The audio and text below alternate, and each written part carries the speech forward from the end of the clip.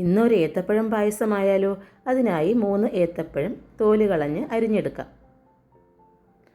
ഒരു പാൻ അടുപ്പത്തേക്ക് വെച്ച് 2 സ്പൂൺ നെയ്യ് ചേർത്ത് കൊടുക്കാം. അതിലേക്ക് ഉണക്കമുന്തിരി ഇട്ട് വറുത്ത് കോരാം. കാഷ്യൂനട്ട് കൂടി വറുത്ത് കോരാം.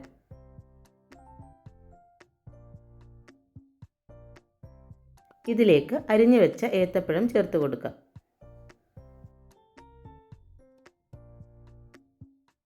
നന്നായി വഴറ്റിയെടുക്കാം.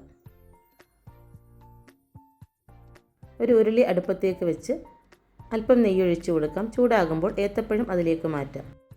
നന്നായി മിക്സ് ചെയ്ത് കൊടുക്കാം. അതിനുശേഷം വേവിച്ച് വെച്ച ചൗവരി ചേർത്ത് കൊടുക്കാം.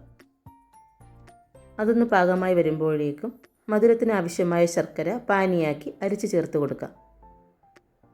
നന്നായി തിളച്ച് ഒന്ന് കുറുകി വരുമ്പോഴേക്കും 1/2 ലിറ്റർ പാല് കൂടി ചേർത്ത് കൊടുക്കാം.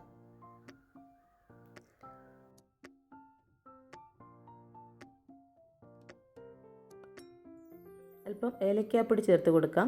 വറുത്ത് വെച്ച കാഷ്യൂനട്ടും ഉണക്കമുന്തിരിയും ചേർത്ത് കൊടുക്കാം. രുചികരമായ ഏത്തപ്പഴം പായസം റെഡി. വീഡിയോ ഇഷ്ടമായാൽ ഷെയർ ചെയ്യാനും ലൈക്ക് ചെയ്യാനും സബ്സ്ക്രൈബ് ചെയ്യാനും മറക്കല്ലേ.